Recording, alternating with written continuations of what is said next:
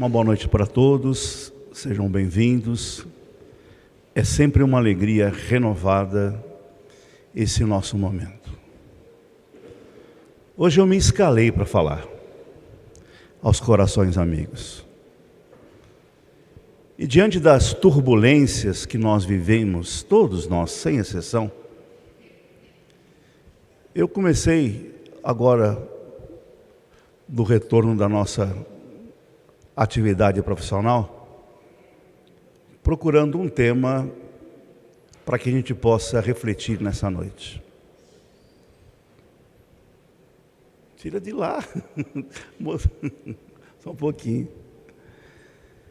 Eu fiquei a imaginar, o melhor tema a ser abordado, sem dúvida alguma, é Jesus, sem dúvida.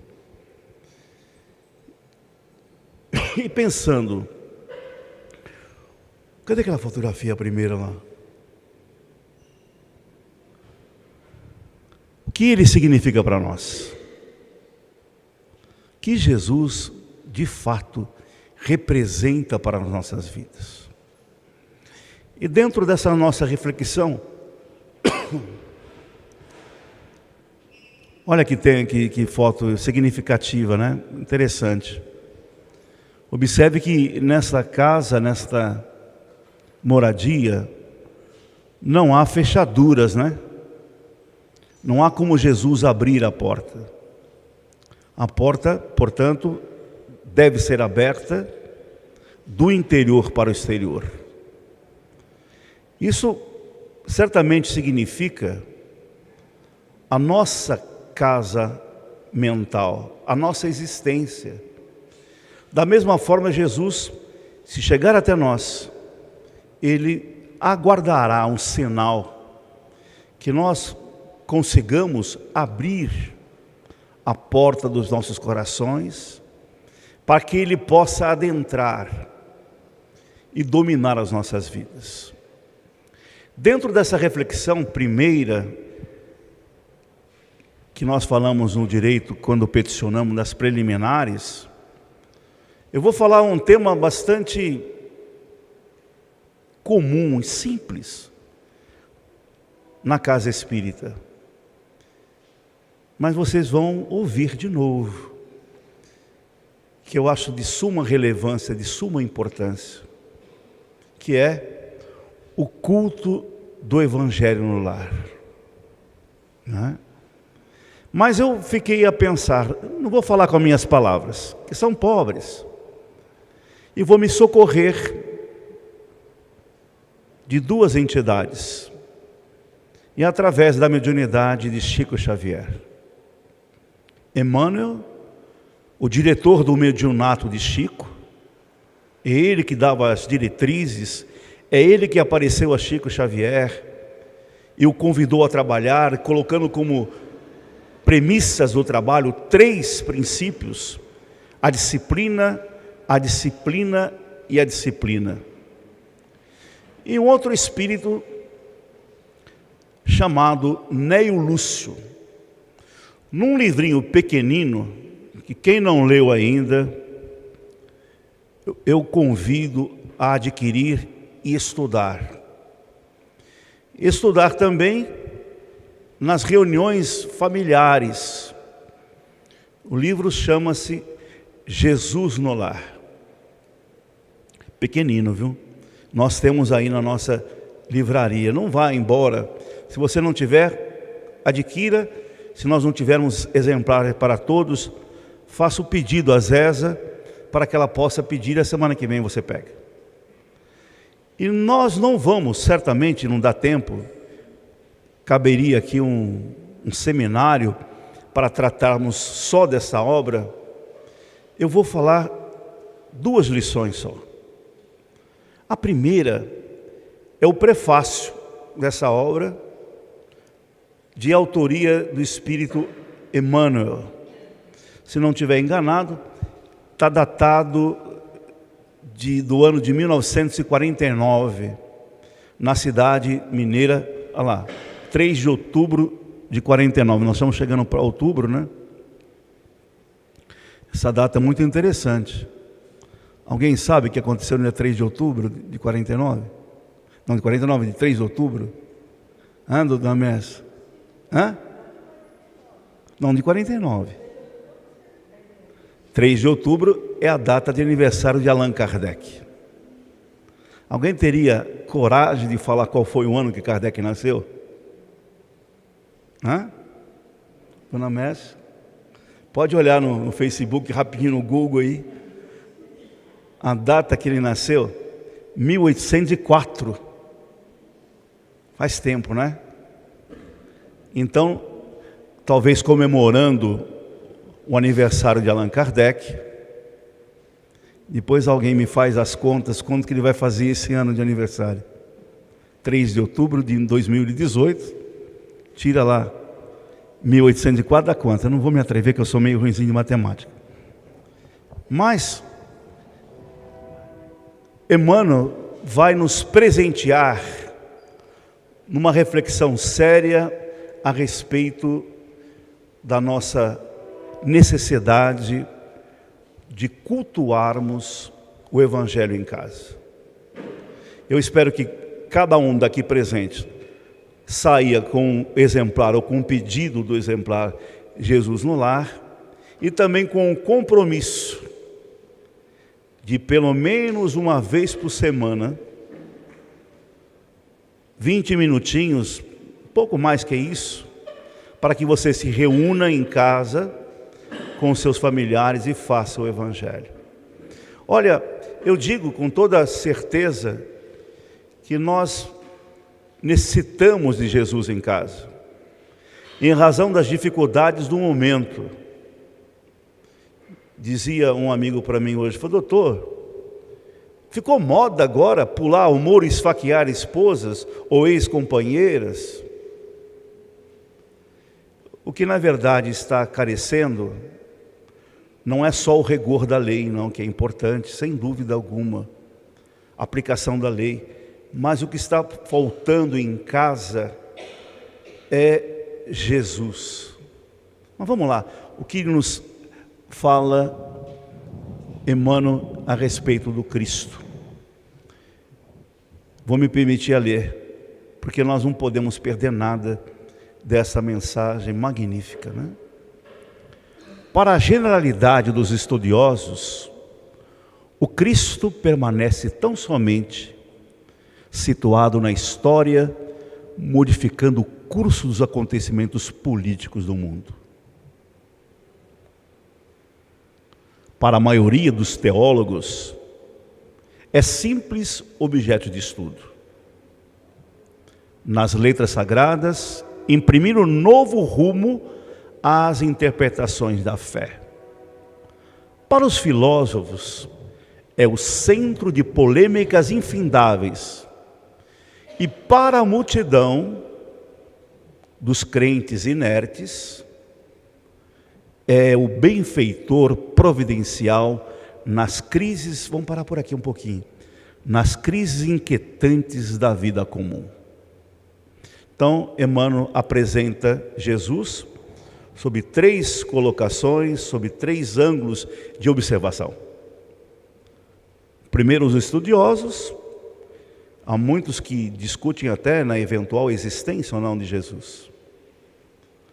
Aos religiosos que ficam mergulhados nas letras tão somente, e a grande maioria que nós nos encontramos muitas vezes, ou já fizemos parte dessa grandiosidade dos crentes, inertes. O que ele quer dizer com isso? É aqueles crentes que acreditam em Jesus, mas não fazem absolutamente nada. Permanecem a mesma terra inculta no seu coração.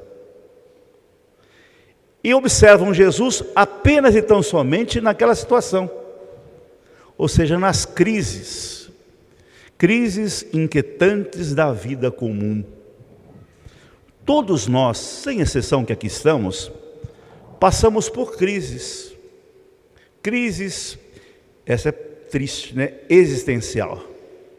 é quando o indivíduo perde o elan da vida, perde a alegria de viver. Crises diante da situação econômica, do desemprego, da crise financeira, que não consegue custear os seus gastos, ou que gostaria de adquirir e comprar, e das enfermidades que podem nos visitar a nós, como aqueles que nós amamos perdidamente. Nesses momentos, nós lembramos de Jesus. Continua o benfeitor.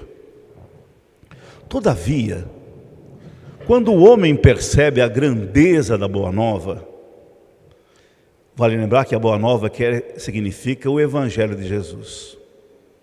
Não existe nada melhor do que o Evangelho de Jesus. Gandhi chega a dizer, aquele grande líder da Índia, se a humanidade perdesse todos os livros sagrados e restaurasse tão somente o Sermão da Montanha de Jesus, a humanidade estaria salva. Infelizmente, para os espíritas também eu posso dizer isso, muitos desconhecem o Evangelho de Jesus.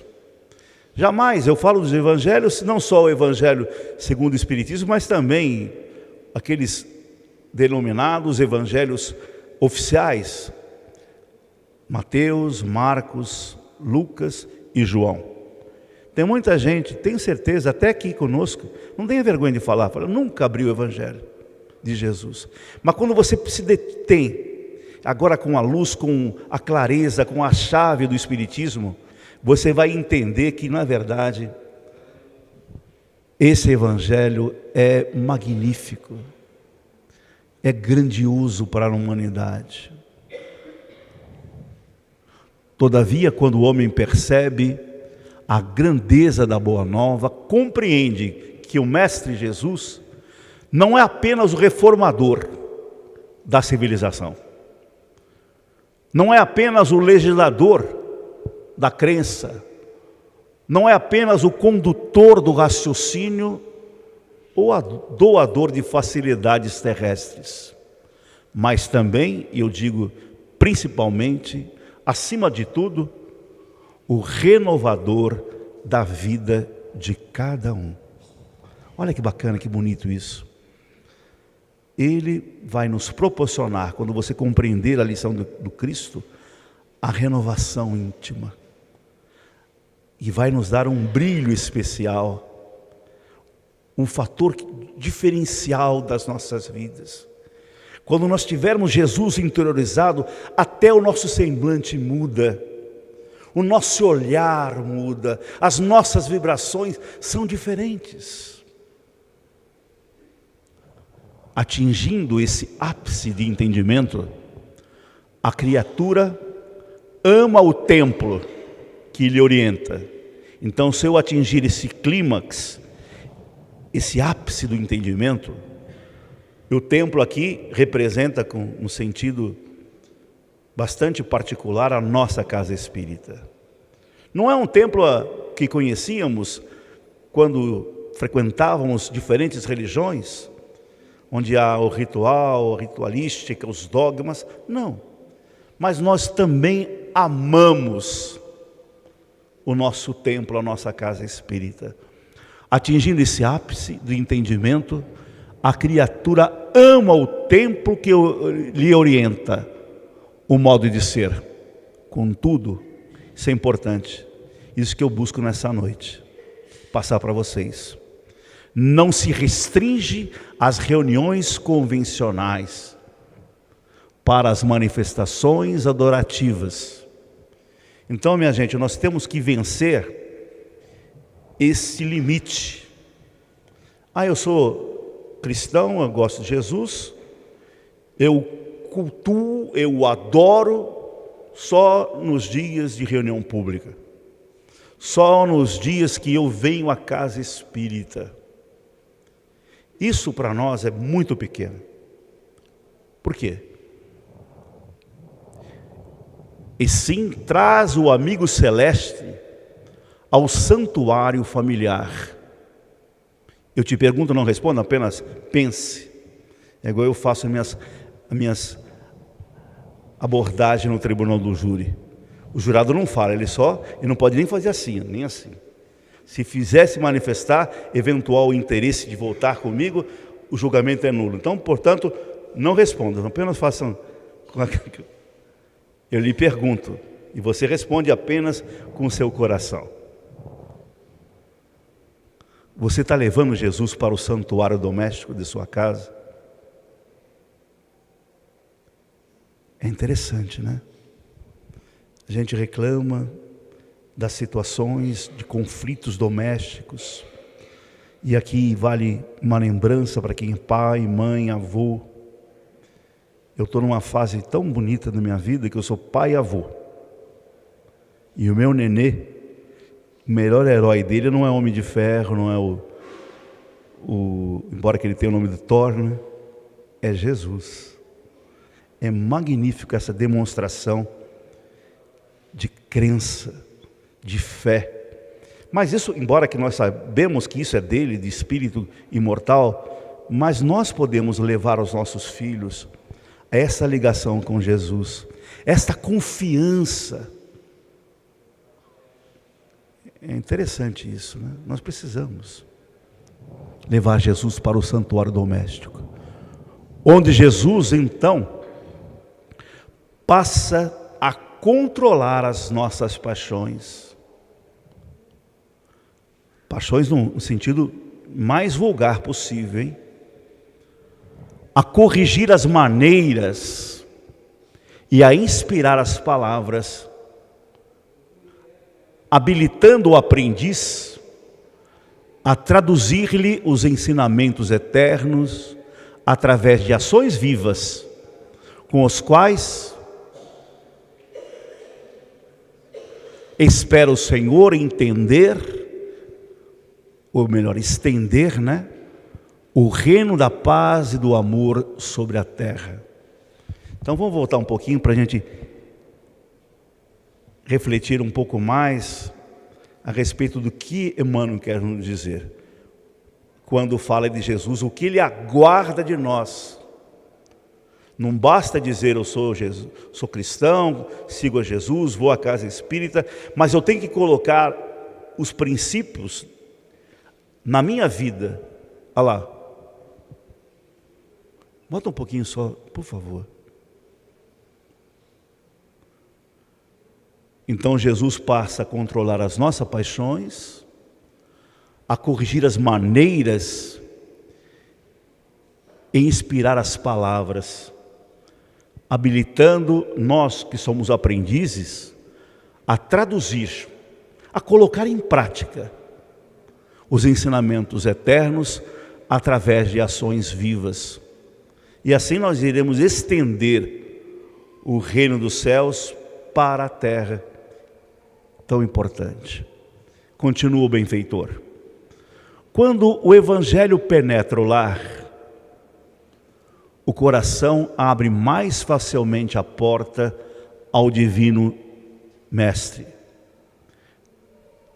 É aquela mensagem da figura lá, né? Quando o evangelho entra em casa, nós estamos em condições de receber Jesus. Neio Lúcio, que é a entidade que vai ser o protagonista das lições do Cristo, conhece esta verdade profunda e consagra aos discípulos novos algumas das lições do Senhor, no círculo mais íntimo dos apóstolos e seguidores da primeira hora. Olha que interessante, o que ele vai trazer para a gente, que nós com certeza não vivemos nessa época, não compartilhamos da presença de Jesus, é narrar, né? O Lúcio vai narrar para nós os episódios das reuniões domésticas de Jesus. Olha que interessante, vai retratar toda a emotividade e todas as lições. Então nós, embora não tivemos a experiência de conviver com Jesus, nós temos a oportunidade nesse livro de rever, de sentir as mesmas emoções. Hoje, eu vou corrigir agora, há mais de 20 séculos, são decorridos sobre as premissas da Boa Nova, sobre o Evangelho. E no domicílio de Simão, se transformou no mundo inteiro. Por quê? A gente vai ver daqui a pouquinho que o culto do Evangelho no lar, com Jesus, iniciou-se na casa de Simão Pedro, na Galileia, não é? Jesus, falando aos companheiros de todas as latitudes, que sua voz incisiva e doce possa gravar no livro de nossa alma a lição renovadora de que carecemos à frente do porvir do futuro, convertendo-nos em semeadores ativos de seu infinito amor. É a felicidade maior que podemos aspirar. Então, se alguém perguntar para você qual a maior felicidade que você pode desfrutar, nós temos aqui. Que a sua voz incisiva e doce possa gravar no livro de nossa alma a lição renovadora que carecemos à frente do futuro, do porvir, convertendo-nos. Então, eu quero, você deve também querer, todos nós queremos nos converter em semeadores ativos do seu infinito amor. É a felicidade maior que podemos aspirar. Então, minha gente, o que eu espero passar nessa noite, que você saia daqui com esse desejo de, junto comigo, nesta casa, na tua casa, se transformar também num semeador ativo do infinito amor. É difícil. Necessitamos de ter um grau grandioso de conhecimentos espiritualísticas ou de espiritistas. Não.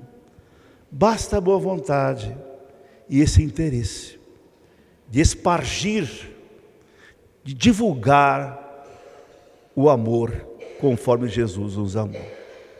Pedro Leopoldo, 3 de outubro de 1949. Então nós temos um tempinho aí desse livro.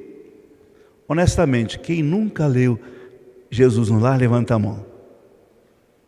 Olha quanta gente que vai comprar livro. Vou faturar hoje. Estou brincando, hein? Primeiro capítulo, que eu falei para vocês que não iria demorar absolutamente. Eu sei que tem muitos compromissos televisivos, esportistas, enfim.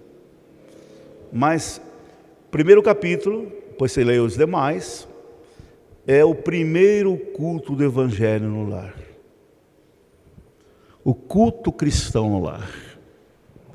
Eu acho bonito a pena de Neo Lúcio, que ele vai nos descrever de uma forma poética, para que você possa trazer na imaginação da sua alma o ambiente que ele viveu.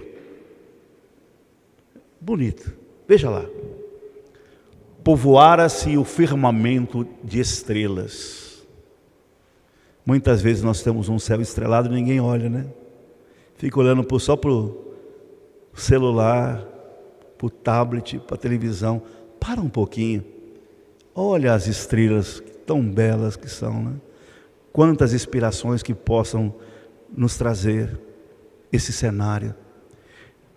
Povoara-se o firmamento de estrelas dentro da noite prateada de luar, quando o Senhor,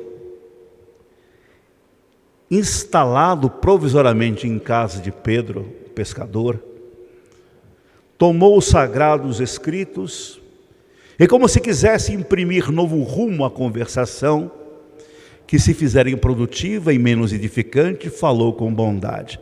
Vamos parar um pouquinho para pensar. Quantas vezes que nós reunimos em família, ou com os amigos em casa, e falamos de forma improdutiva,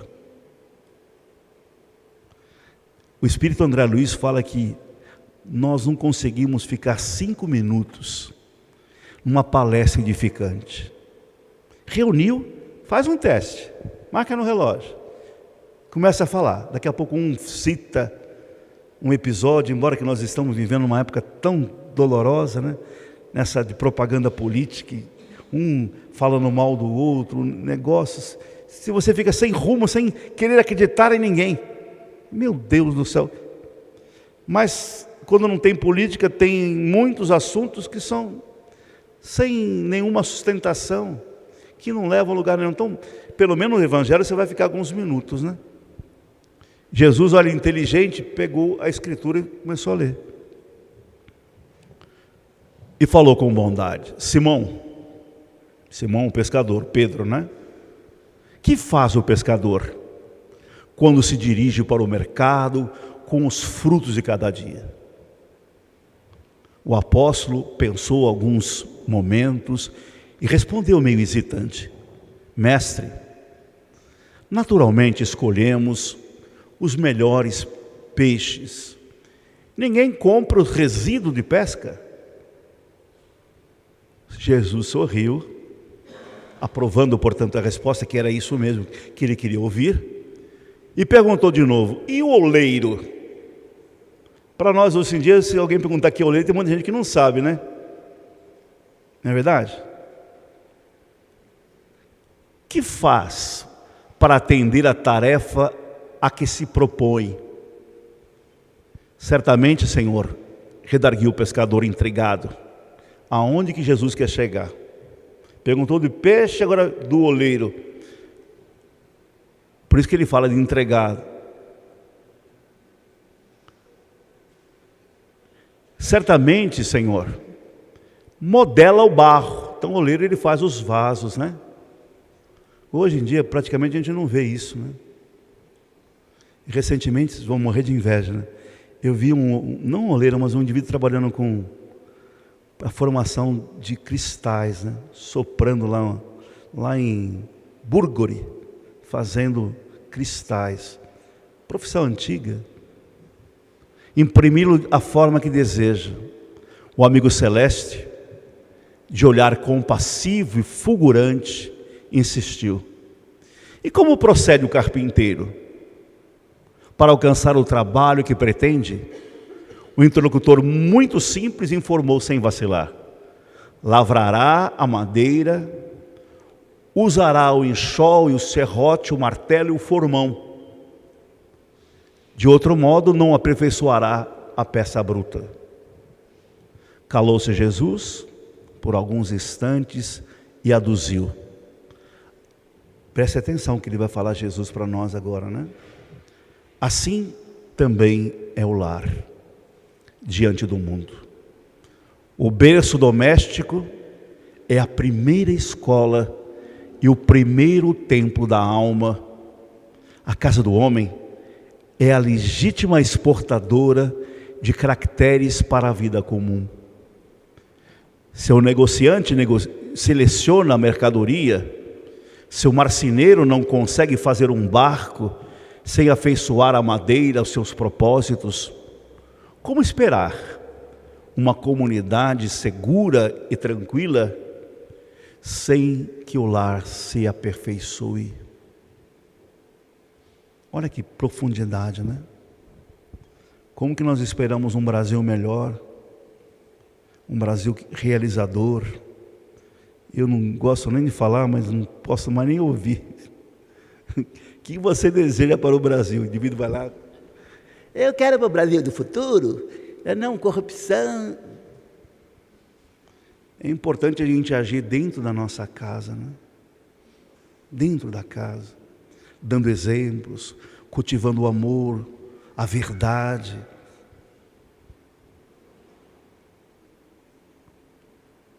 Então, se nós não conseguimos, como esperar uma comunidade segura e tranquila sem que o lar se aperfeiçoe? A paz do mundo, meus amigos, começa sob as telhas a que acolhemos. Se não aprendemos a viver em paz entre quatro paredes, como aguardar a harmonia das nações?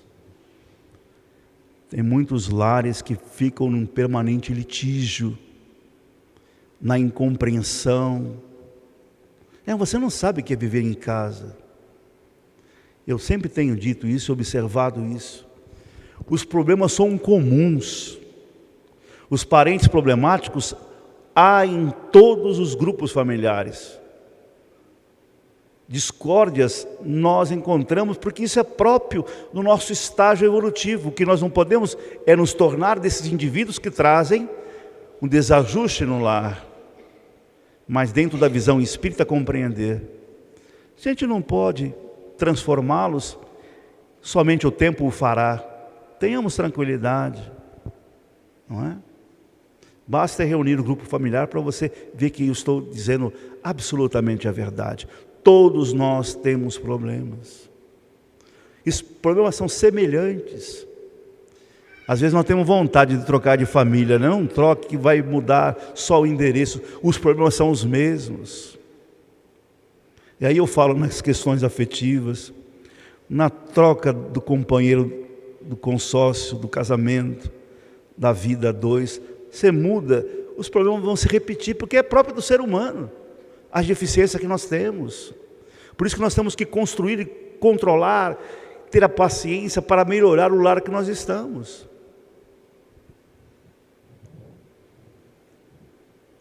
Se nós não habituarmos a amar o irmão mais próximo, associado à nossa luta de cada dia, como respeitar o eterno Pai, que nos parece tão distante? Eu estava lembrando um episódio, quando nós falamos de familiares, de problemas. No ano de 1939, 10 anos antes dessa lição, desencarnou o irmão de Chico Xavier, José Cândido. E o Chico ficou muito comovido com isso, porque ele era casado com uma senhorinha e tinha 2 filhos. E o Chico ficou muito chateado. Imagine, os 2 pequeninos ficaram órfãos de pai. E por incrível que pareça, algum tempo depois, alguns anos depois, a sua cunhada, mulher de José Cândido, adoeceu com um processo de loucura. Ele teve que levar essa senhora até um sanatório na cidade de Belo Horizonte. Lembrando que Pedro Leopoldo é quase uma satélite, como nós temos Mirassol, Rio Preto, Pedro Leopoldo, Belo Horizonte. E ele voltou choroso, aflito, quando o benfeitor se aparece e diz a ele: Chico, o que está acontecendo? E ele chorando: o senhor não sabe, meu irmão desencarnou, agora minha irmã está lá, internada no sanatório, estou com 2 sobrinhos órfãos e a mãe doente. O senhor me pergunta por que eu estou chorando? Falou: Chico, mas eu nunca vi você chorar por ninguém, porque sempre nós tivemos mulheres internadas no sanatório. Ou você acha que a dor de Xavier é mais relevante, é mais importante do que a dor dos outros homens e mulheres que ali se encontram? E ele nomeou os nomes de família. Você acha que é mais importante? Você está chorando, Chico, na verdade, por orgulho ferido. Porque você tem atendido diversas pessoas na casa espírita que são obsediadas. E você não teve a condição de curar a sua própria cunhada dentro de casa. Por isso que você está chorando de orgulho. Pare de chorar. Mas o que eu faço? Assuma o papel de mãe desses pequeninos. Porque ela vai um dia retornar. E o Chico assumiu. E ela se curou depois de 10 anos, imagina. Ela voltou à lucidez da loucura.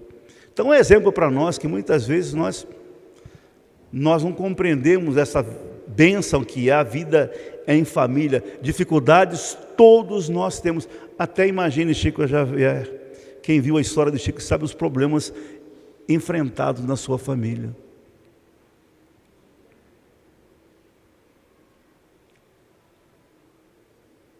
O mundo, a paz do mundo começa sobre as telhas a que nos acolhemos. Se não aprendermos ou não aprendemos a viver em paz entre quatro paredes, como aguardar a harmonia das nações? Se não nos habituamos a amar o irmão mais próximo, associado à nossa luta de cada dia, como respeitar o eterno Pai, que nos parece tão distantes? Jesus relanceou o olhar pela sala modesta, fez pequeno intervalo e continuou: Pedro, acendamos aqui, em torno de quantos nos procuram, assistência fraterna, uma claridade nova. A mesa da tua casa é o lar de teu pão. Nele recebes do Senhor o alimento para cada dia. Por que não instalar ao redor dela a sementeira da felicidade e da paz, na conversação e no pensamento? O Pai que nos dá o trigo para o celeiro através do solo, envia-nos a luz através do céu. Se a claridade é a expansão dos raios que a constituem, a fratura começa no grão. Em razão disso, o Evangelho não foi iniciado sobre a multidão, mas sim no singelo domicílio de pastores e dos animais. Simão Pedro fitou o mestre, os olhos humildes e lúcidos, e como não encontrasse palavras adequadas para explicar-se, murmurou tímido: Mestre, seja feito o que desejas. Então Jesus, convidando os familiares dos apóstolos à palestra edificante e à meditação elevada, desenrolou os escritos de sabedoria e abriu na terra o primeiro culto cristão no lar. Então, meus amigos, olha que beleza, que bênção, que a gente possa sair daqui na certeza que Jesus nos ampara e nos abençoe. Que Ele nos dê inspiração. Se você tiver alguns conflitos domésticos, tem paciência, que tudo passa. Tem paciência e entenda que a dor é uma bênção que Deus envia aos seus eleitos. Ser paciente com aquelas pessoas que Deus colocou no vosso caminho como artífice da sua felicidade. E lembra-se de Jesus, que Ele não tinha nada para espiar, e nós temos um passado a espiar. Evangelho segundo o Espiritismo e Espírito Amigo. Que o Senhor nos abençoe. Tenham paz e que o Senhor dirige a sua vida. E que assim seja.